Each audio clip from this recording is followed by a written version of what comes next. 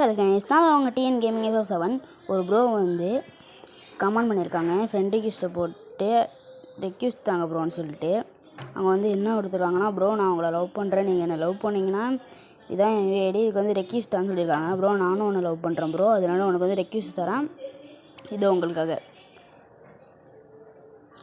Bro உங்கள் வீடியோலாம் பார்த்தேன் ப்ரோ, சூப்பராக இருந்துச்சு ப்ரோ.